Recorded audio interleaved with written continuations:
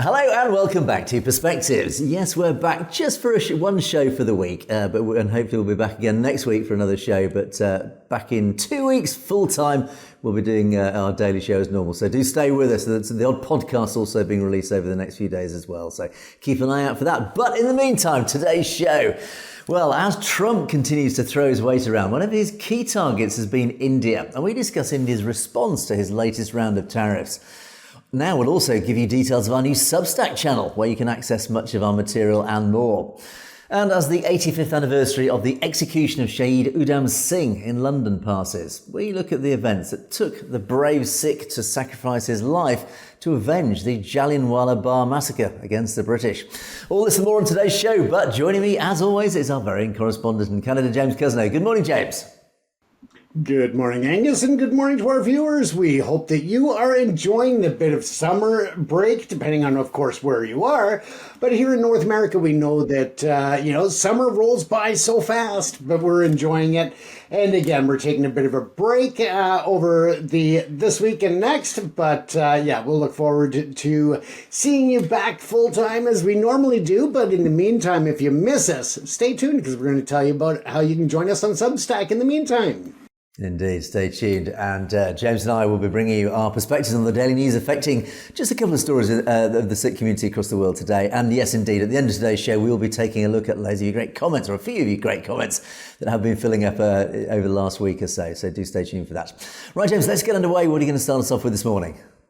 Well, as I said, we are coming to Substack. Now, for those who are not super familiar with Substack, Substack is a long format platform where we can take a lot of the graphics, the articles and such that we discuss on the show that we create, and we can share them there. So you have access to the full articles. I know that we've looked at over the last year how to get those out to you in a timely and efficient manner, but also making it very easy to access. So we've decided to go with a Substack channel. Now, this is going to allow us to put those full articles during this show. As you're familiar, a lot of times we just don't have the time to just go through the entire article in depth. But this will allow you to do just that. You'll be able to read the articles. You'll be able to look at the archives. Everything will be in a nice, clean platform where you can go and find stories of interest to you and read them very much in depth. Now, another exciting thing is that we're going to bring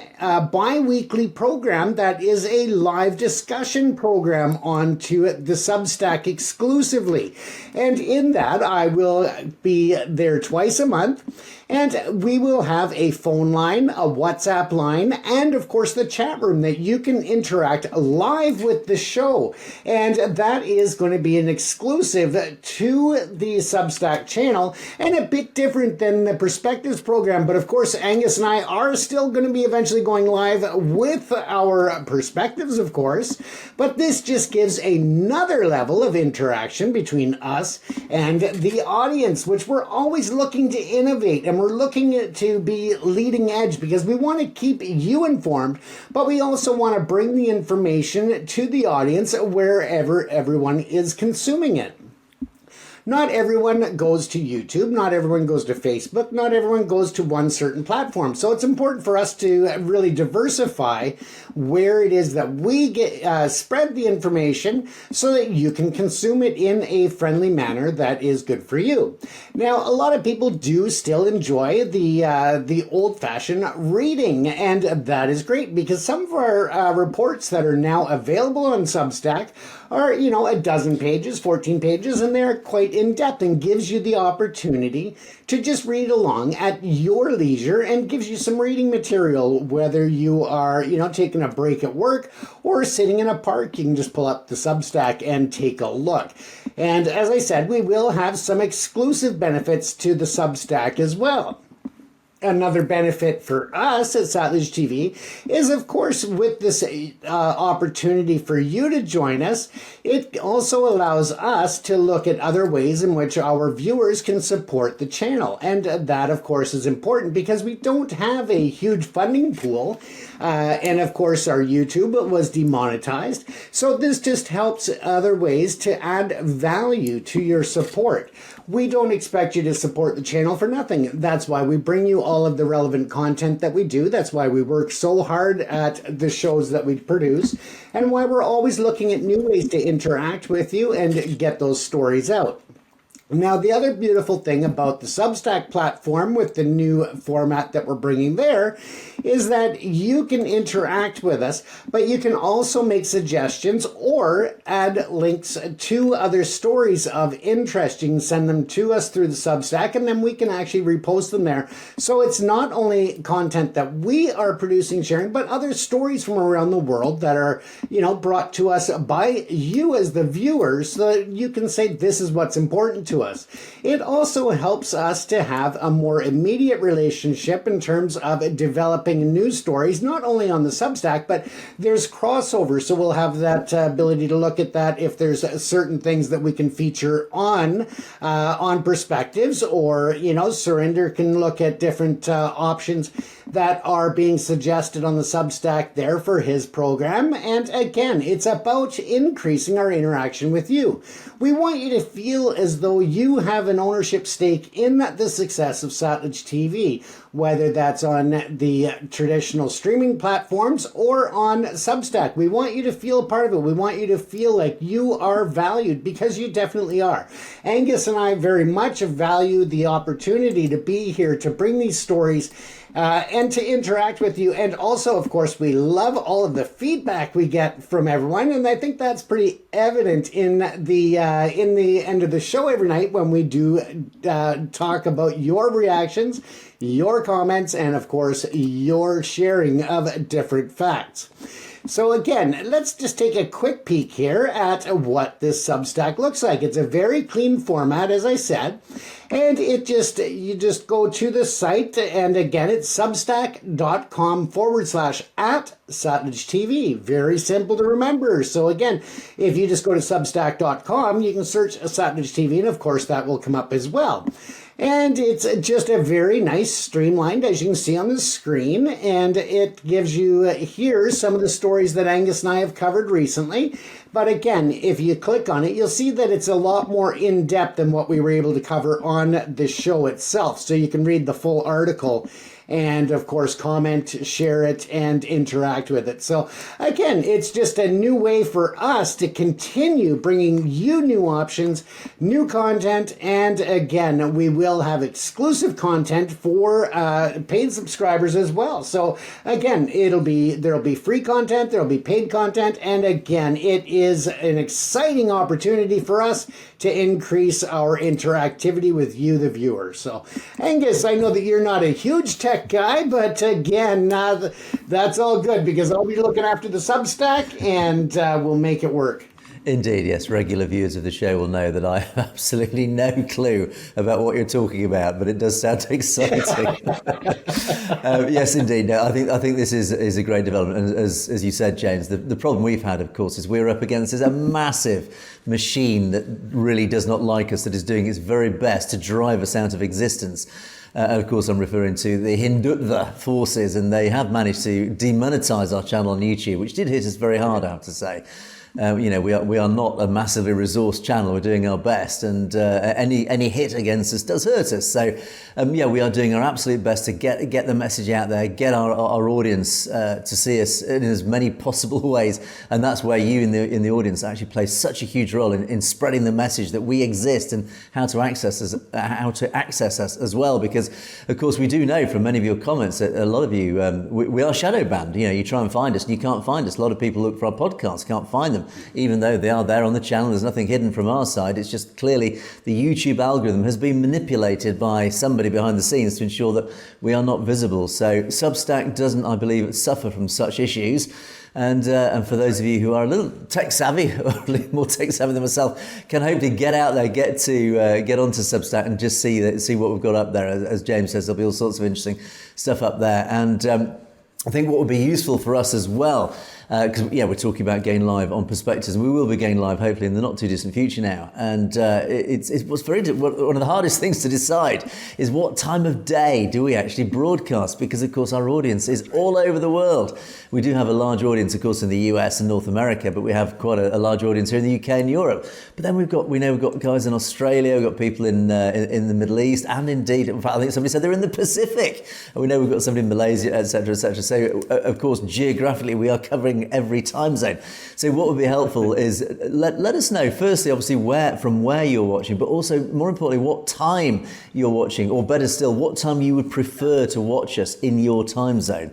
And that from that, at least we get some data. We can actually collate some data to work out, okay, what is the best time for us to go live that allows the maximum part of our audience to see us live, and then hopefully potentially interact with us as well live as we go live with Perspectives. So do let us know in the comments your thoughts on that.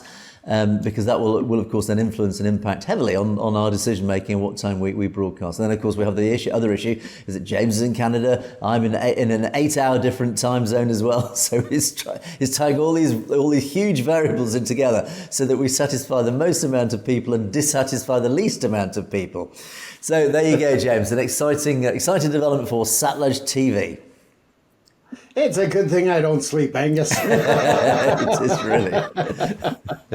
So and again, just to clarify though, for any of the viewers that are worried about missing the show because they won't be able to see it live, it will still be repeated and available on demand to watch as it is now.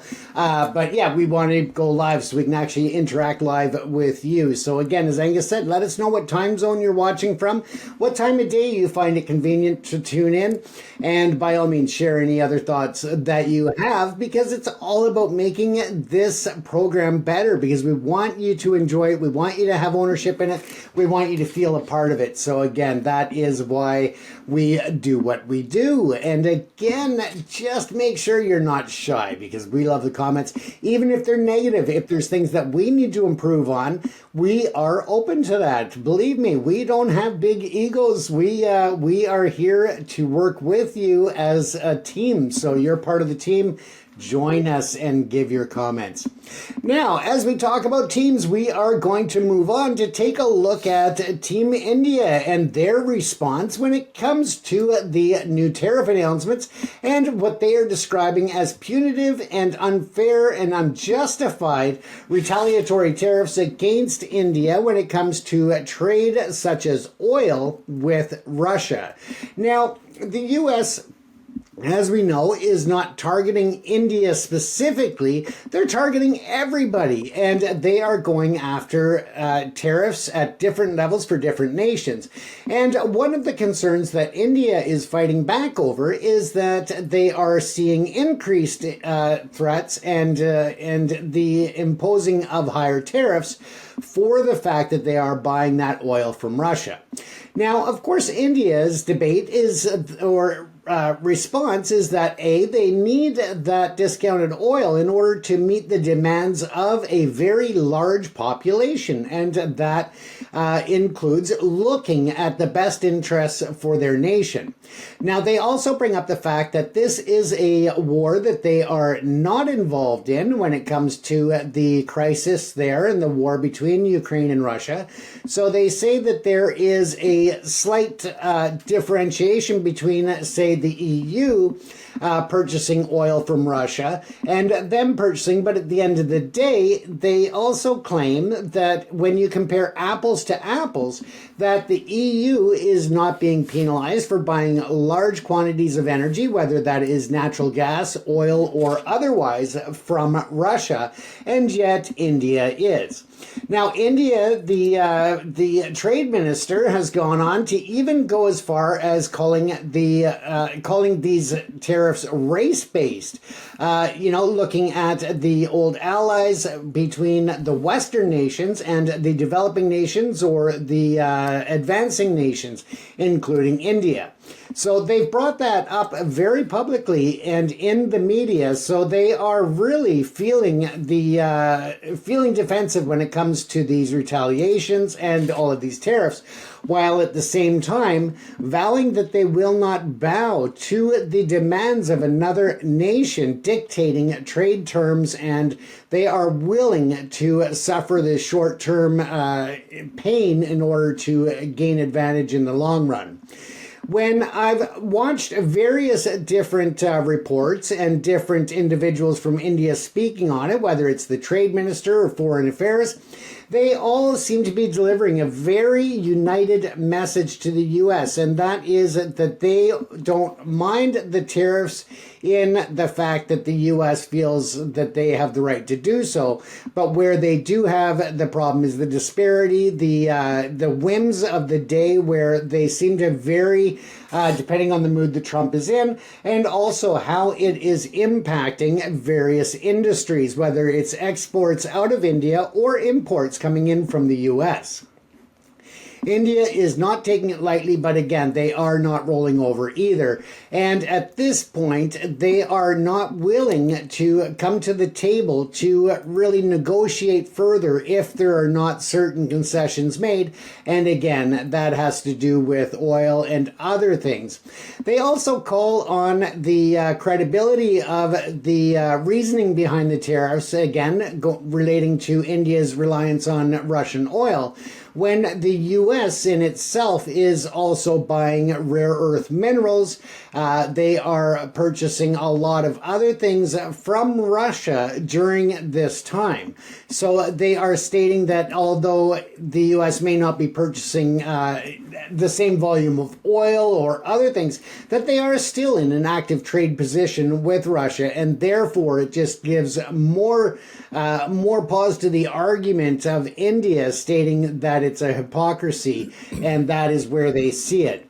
When we look at the international imbalance of the tariffs, we know that they are hitting a lot of nations, but at the same time, it is the U.S. first principle and policies that are really driving it.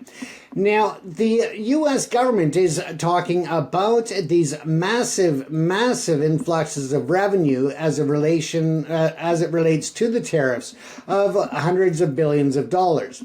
Now, they also claim that these tariffs over the next several years will actually equate to trillions of dollars with a T, so trillions of dollars that they'll be able to utilize to bring down the national debt, to improve the livelihoods of Americans, and at the same time, if you look at what India is stating, they are in the same position, that they are looking out for India first and other nations at the same time.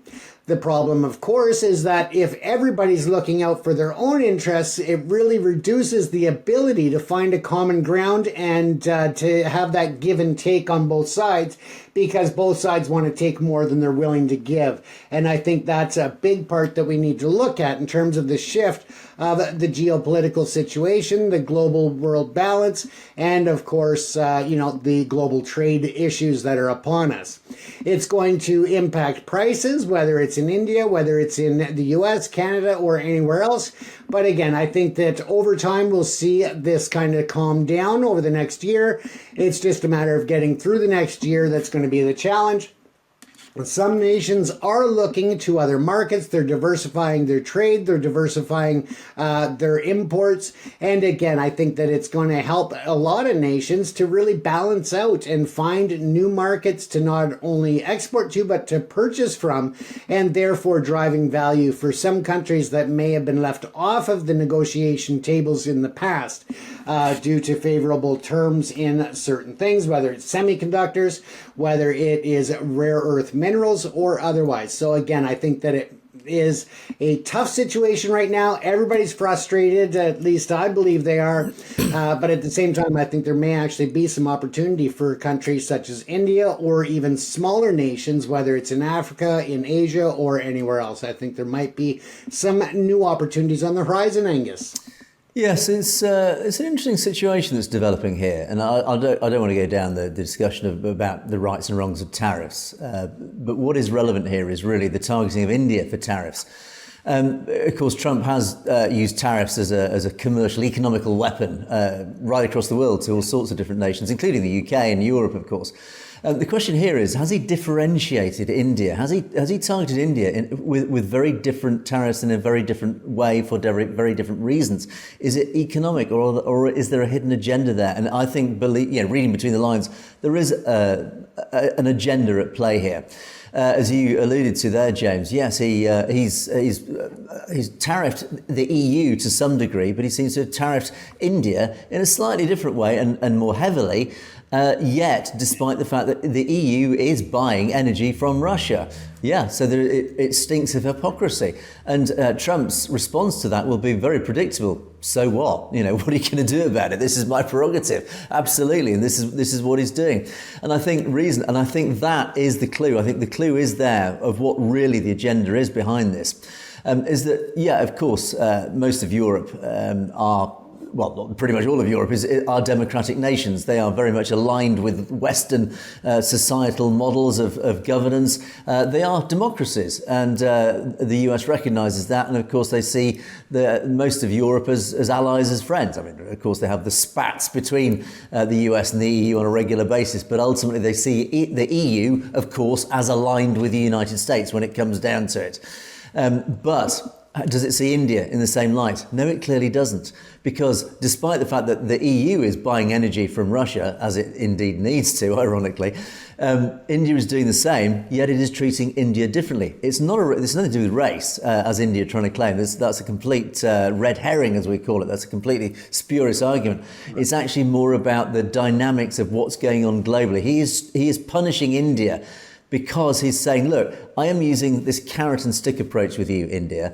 If you continue to ally with Russia, I will punish you. If you start aligning with the West and joining us as a supposed democracy, we will reward you. We will reduce tariffs. We will bring you more on side. We will grow our economic relationships, etc., etc. So there is that carrot and that stick to either punish and both incentivize India at the same time to move away from the authoritarian regimes like Russia and move into alignment with the West. That is what this is all about, because of course the big bogeyman, the big elephant in the room, why don't choose your phrase of choice, is China. It's all about China. To me, this is all about China. Yes, Trump is doing his absolute best to stop this war with Ukraine. He's trying to stop Putin's war with Ukraine. That ultimately is a big issue for Trump. But ultimately, that is almost a sideshow with what's going on with China. Trump fears China. The West fears China. We fear the rise of China. They are the biggest existential threat to the world order. I would even say the new world order, because China is growing. It is dangerously resourcing its military. Its military now is becoming absolutely enormous, modern, well-equipped, well-trained. It is a real danger to the West, particularly. And Trump recognises this, as do most Western nations.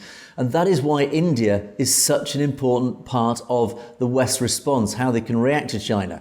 India is a potential future superpower. It has a growing military, but regionally it occupies an absolutely strategically critical position. It has control of the Indian Ocean. It sits on the border of China. In terms of its strategic location, it is absolutely vital for Western interests to get India on side, because if India aligns with China, that's a big, big, big problem, to put it mildly. Again, as I say, I think this is all about trying to get India more alongside. Russia just happens to be falling into almost collateral damage in this argument. Now, India, interestingly, does continue to have this historic relationship with Russia, which is then actually damaging the nation as a whole with its relations with the West. India is purchasing Russian oil, and I think the statistics are something like previously there were only 4% of Indian energy was sourced from Russia. It's now in recent years ramped up to something like 47 or 48% of oil or energy being brought into India is now coming from Russia. That is a massive, massive increase. And that proves just how much India is basically bankrolling this war, Putin's war in Ukraine.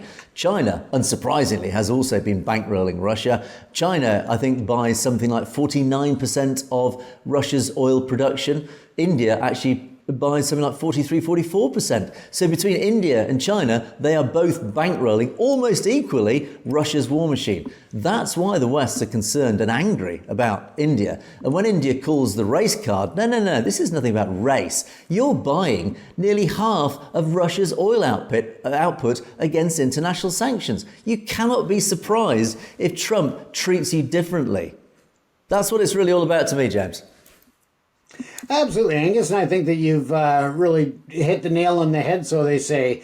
And when we look at it, I mean, the U.S., again, of course, they're buying a lot of uranium from Russia still for their nuclear power plants and nuclear energy.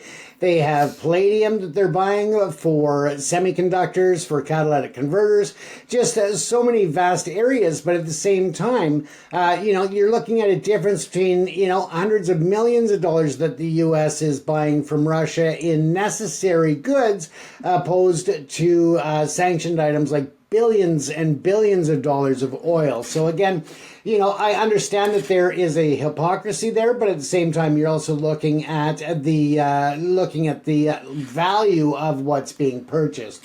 So again, we'll keep our eyes on this as it develops and how these trade deficits and trade wars are being fought by all sides, Angus. But let's take it back to you and see what you've got for us tonight in your stories. Indeed, yes. I've just got the one story today in our slightly foreshortened show. I say that, I bet we've still managed to fill the hour. Yes, the 31st of July was an anniversary date, a very important anniversary date for the Sikh community, because it was the anniversary of the execution of a very important character, Udham Singh. He was a martyr, Shaheed Udham Singh. Who was he? Well, he was the guy who assassinated somebody called Michael O'Dwyer. Who on earth was Michael O'Dwyer? He was the former Lieutenant Governor of the Punjab in India on the 13th of March 1940. Now, that was the date of the assassination. But previously, this guy O'Dwyer was the governor of the Punjab. He was in charge of the Punjab in 1919. And of course, 1919 was the year of what's become known as the Jallianwala Bagh massacre. And we talk quite regularly about this. Now, to give you a bit of detail of what this is all about. This guy, Udham Singh, he was born in the Punjab and he was brought up in the Punjab, but he did actually end up serving in the British Army during the First World War. So he did his bit. He contributed. He certainly did his duty, certainly on behalf of Punjab. But again, as far as the British are concerned, he certainly did his duty in the British Army. And what actually happened in the lead up to this action, this Jallianwala Bagh massacre. This happened in 1919. But there's been a lot of tension, shall we say, in the Punjab between the locals and the British occupation at the time, the British colonial rulers. Now, in April 1919, on the 10th of April, what actually led up to the massacre was there was a number of local leaders that were allied to the Congress Party, the Indian National Congress Party. They were arrested under a British act. This new sort of act was brought in. It's called the Rowlatt Act, and I won't bore you with the details. It's very, very dry, boring sort of details. But basically, it was a new British act that came in, and it actually restricted people's basic human rights. I mean, how ironic when you think of the residents of today's India. It's very, very similar. This is why we say India today is still colonially controlled by the Brahmins, because of very similar things. Well, the British in 1919 brought in the Rowlatt Act, which again restricted the general population's basic human rights. Of course, people were upset about this and they started to protest to this. Now, on this day in April 1919, a group of local leaders just protested, and a military picket, now there's a line of British soldiers, fired on this crowd. They fired live rounds, which of course then, unsurprisingly, precipitated a riot, which saw several European-owned banks that had premises in the area attacked, and several Europeans attacked in the streets. 3 days later, on the 13th of April, over 20,000 unarmed people assembled together in Jallianwala Bagh, Amritsar, in this big open square. Now, they were there for two reasons. Firstly, actually, the 13th of April was Vaisakhi, so they were celebrating Vaisakhi. So, of course, the vast majority of people who had assembled in that square were from the Sikh community. And then the second reason that they were there was to also use this assembly, this get-together of several thousand, up to 20,000 people, to peacefully protest the arrest that had happened as a result of 3 days earlier when those leaders, the local Congress leaders, had protested against the rail attack. So they're there basically in a peaceful protest saying, look, you can't do this. This is not fair. You are restricting our human rights. And when we stood up to try and say that it's not fair, you then shot at us and started killing people. So that was basically what the protest was about. And then, unfortunately, what then led on was, well, it's written in history, and it became a very dark stain in certainly British military history. Now, before I come on to specifically what happened, Udham Singh was there in person. This guy was there in person with his friends. And they were from the orphanage that he was working at, and they were serving water to the crowd. Of course, it was hot. British troops under the command of a guy called Colonel Reginald Dwyer opened fire on the crowd because this crowd were becoming a little bit belligerent. They were a little bit unhappy. There was a little bit of unrest. There's no violence. It was a peaceful protest. But of course, it's you've got 20,000 people assembled in this fairly restricted area. And they were protesting. And the British Army, and this guy, Colonel Dwyer, he clearly felt he was losing control of the situation. He checked with his masters. They said, you're in charge. It's your decision what you want to do. He opened fire on the crowd, killing several hundred. And it was pretty indiscriminate killing. And well, again, like Operation Blue Star, there were men, women and children in the crowd. And the deaths, the death roll included women and children in this massacre. It was a horrendous thing. This is a line of British soldiers opening fire on an unarmed mass of civilians peacefully protesting. It was, again, as I say, it was a dark stain on British military history. And that, therefore, then became known as the Jallianwala Bagh massacre. It actually horrified the West when it was reported eventually in Western press, certainly here in the UK. People were actually horrified, to at least the British public's credit. They were horrified about what was happened. And of course, there were repercussions down the line. But ultimately, Colonel Dyer got away with it, as they tended to do in those days. But of course, Udham Singh himself, he was there in person, deeply affected by this, unsurprisingly, as you would be if you witnessed something so horrific as that. So as a result, he became involved in revolutionary politics, and he was deeply influenced by Bhagat Singh and his revolutionary group. This is all about the independence movement. And again, I won't go into too much detail about the independence movement. We don't have time. But ultimately, Udham was caught actually running guns for this group, and he was prosecuted, sentenced to 5 years in prison, which he served. He was released in 1931, and then when he was released, the British, of course, kept him under constant surveillance. In fact, it was the Punjab police, under control of the British colonial rule, kept him under surveillance. So he escaped Kashmir, and he managed to evade the police, and ultimately he fled to Europe. He went to Germany, and in 1934 he finally found his way to London, where he found employment. He got a job in London.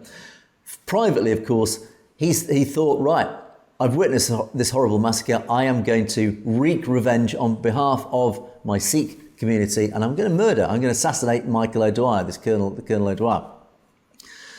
On the 13th of March, 1940, Michael O'Dwyer was scheduled to speak at a joint meeting of the East India Association and the Central Asian Society, now known as the Royal Society for Asian Affairs, at a place called Caxton Hall in London.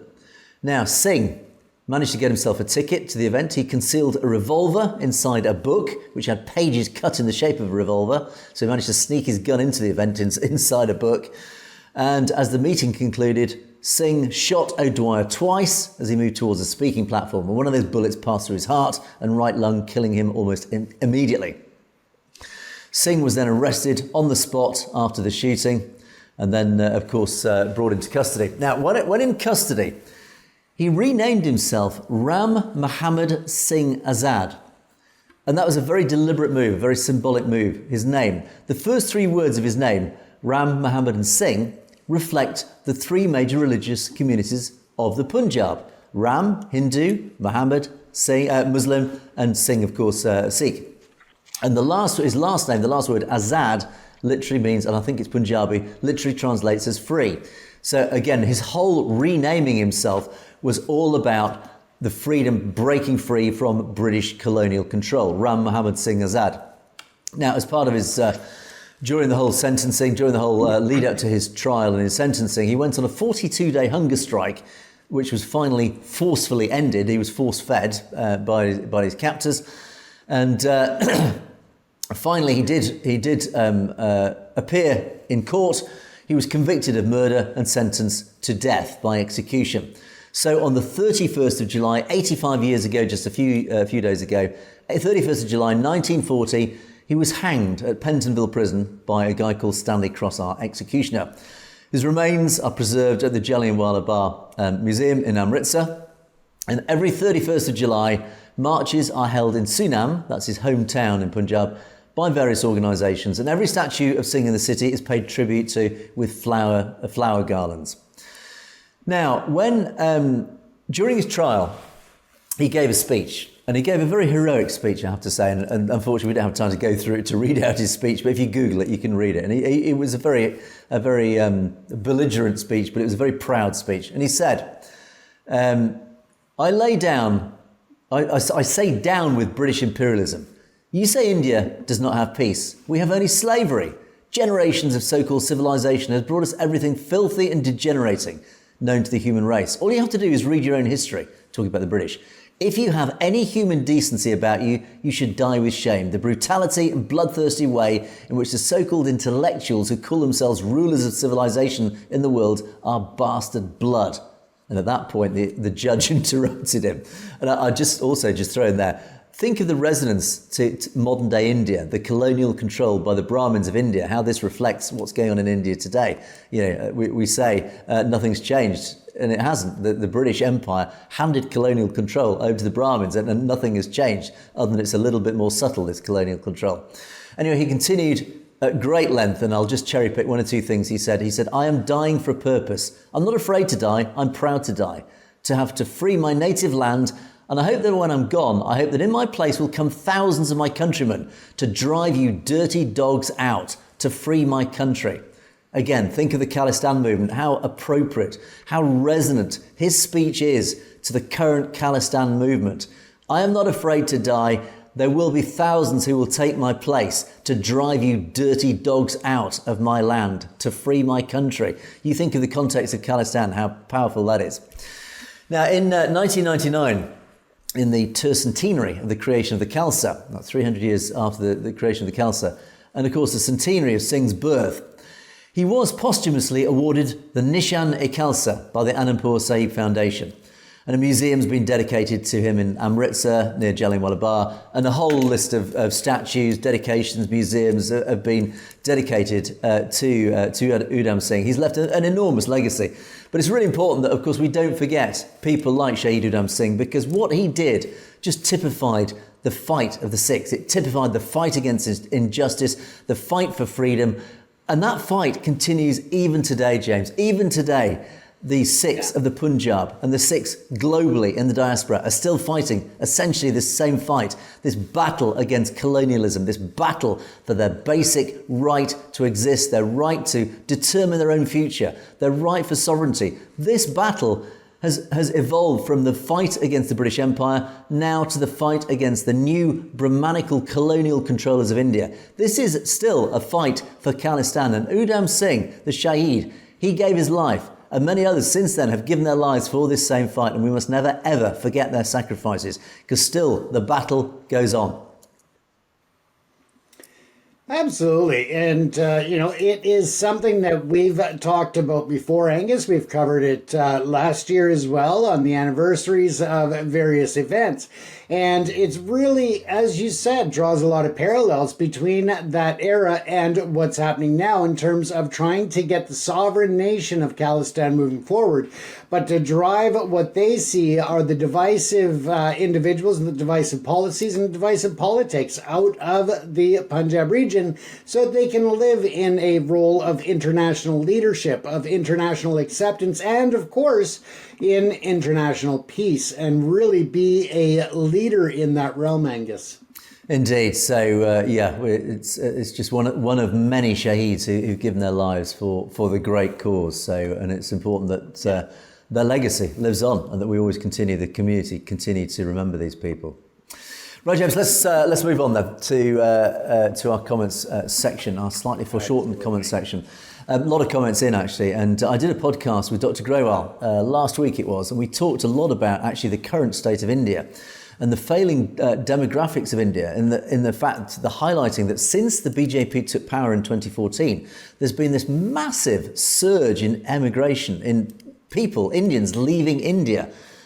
For whatever reason, you can pick your reasons. And during that podcast, we did discuss the reasons. And of course, we talk about many of those reasons on a daily basis. But it's very noticeable that since 2014, many, many Indians have fled the country. And it's forming part of this whole context of the fractures that are appearing in modern day India that we believe, and many people are now increasingly believing, that India is breaking apart, which of course will then lead on to the establishment of Khalistan and of course potentially many other independent nations.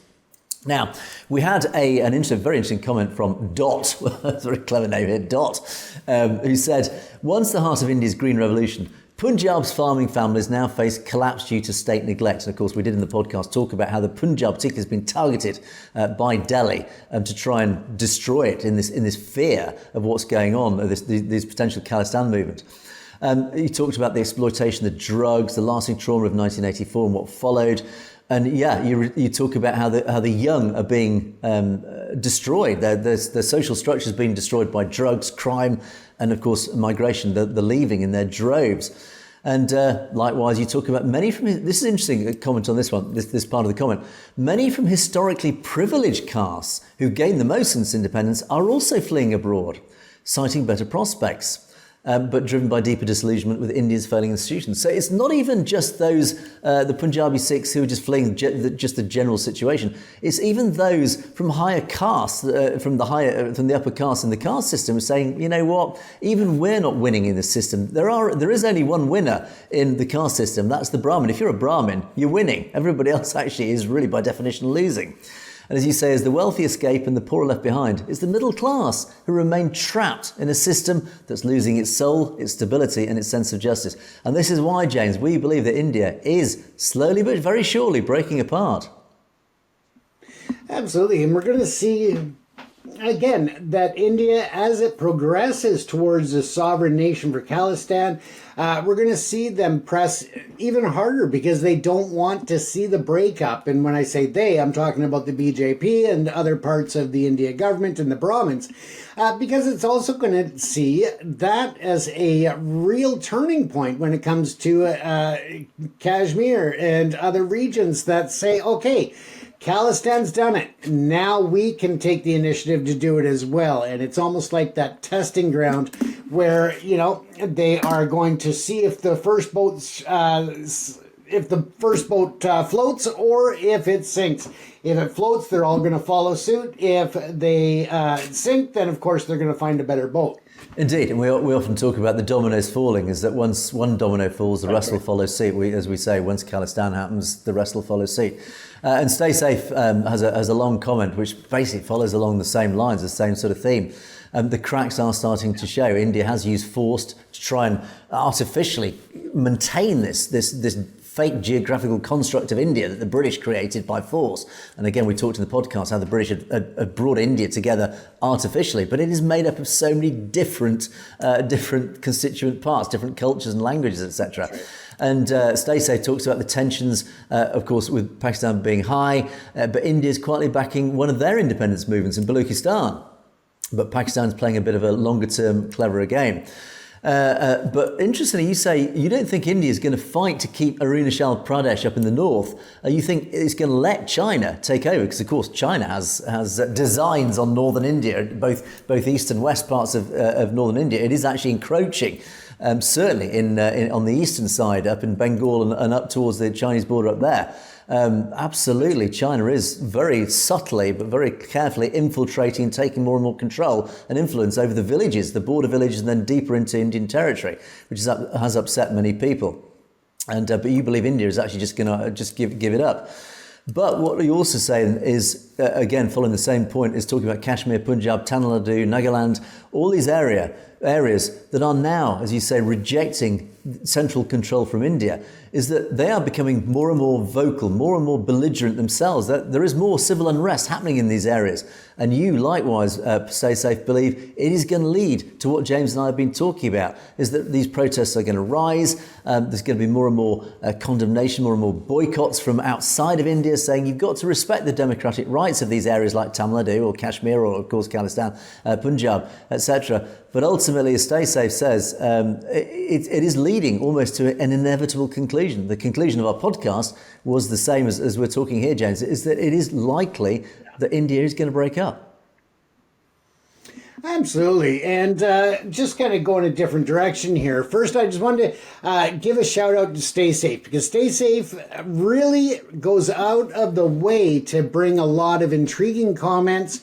And as you can see, a lot of well thought out and well articulated comments within our section. So I just want to give that special shout out to Stay Safe. We appreciate all of your interactions with the show. Thank you for being a part of it. And again, it just goes to reiterate how special it is when our audience takes that ownership of the program right along with us. So again, Stay Safe. Thank you very much. And the second part, Stay Safe, is I don't know what came first, the chicken or the egg. Every night I say, stay safe, everyone. So did that influence your handle, or was the handle there first? But in any event, yeah, I just wanted to throw that out in a different direction to that comment, and just thank Stay Safe for such a dedicated viewer. Yeah, that is actually a very good point. And we do have a lot of regular commenters who make a huge amount of effort in their comments, and lots of really long, well thought out comments that we do receive. So again, it's a general thank you to each of you who've done that. You know who you are. That we have so many regulars who do this, and as I say, we do read all your comments. We do appreciate and analyse the comments, even if we don't discuss them here. It's only down to time. We don't have time to talk about them. But as I say, we do appreciate them. But likewise, we do appreciate many of you who just pop in with a quick hello, good morning, good day, whatever. And Khalistan's into bad. Yeah, we of course appreciate those as well. Yeah. And our final. And tell us where you're watching from. Oh yes, of course. And what time you watch as well. What time you prefer to watch. Referring back to the earlier in the show. Casing, again along the same lines. India. This is a quote from Winston Churchill.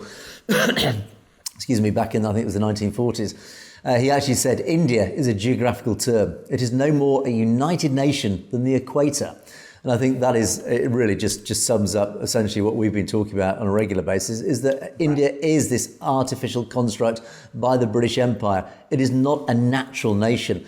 And you can't beat the laws of physics. You can't beat the laws of nature. Is that nature will always move back to an equilibrium. India is not in equilibrium. India is forcefully being held together. All these different cultures are being forcefully held together by a straitjacket. Ultimately, nature will get its equilibrium, and that will break apart. That's, to me, as I keep saying, James, is inevitability. Absolutely. And again, it really just reiterates where the past and the current are influencing the future. And we've almost come a full circle in terms of the arguments. This is an interesting comment, actually. I've not thought about this. Satluj Singh says, it says our contribution is unique. Well, thank you very much. But what you do say is, remember, the UK is a kingdom, not a democracy. Well, technically we are a democracy, but yes, you're right, we are a kingdom. But it's just like India. India and the UK actually share a lot of many legal, historical, social models. India had its Maharajas, the UK had its kings and queens. We have our monarchy, etc.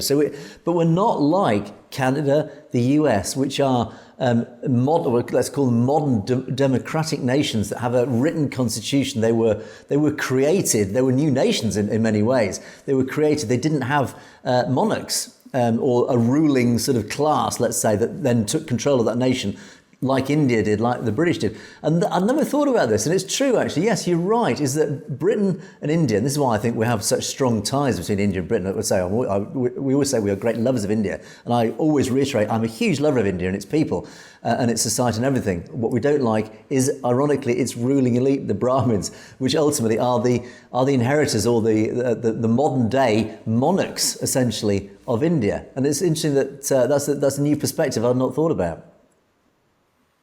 Absolutely, and not to be confused with the queens in Canada. They just want to do your hair, decorate your home, and help you pick out your clothing. Totally different type of queen in this country, let me tell you. But no, it is a very, very well thought out point, and something that we've kind of not really touched on, Angus. Indeed. So thanks for that comment. That was an interesting one. Yeah.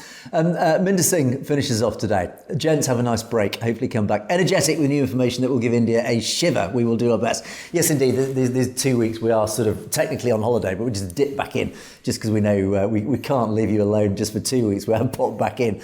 But ultimately in a week next Monday, we'll be back with our normal sort of our normal daily shows. But as I say, we're just popping back just to say hello and just sort of keep up to date and just I hope we don't lose the connection with you guys out there. But do stay with us. Do make sure you keep tuned to the channel because so that I know there's a podcast coming out in a few days again with myself. And as I say, next week we'll have at least one show of Perspectives as well. So James and I will be back in full force in a week on Monday. But we'll be dipping in before then, James.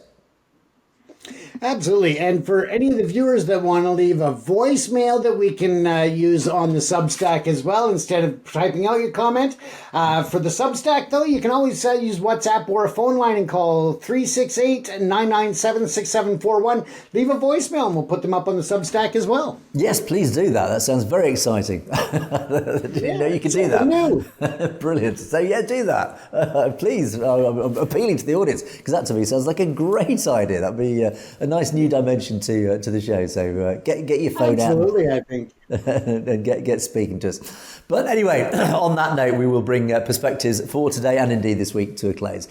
Please don't forget, do keep your comments coming in. Let us know your thoughts, perspectives, all the things that we've asked you about today.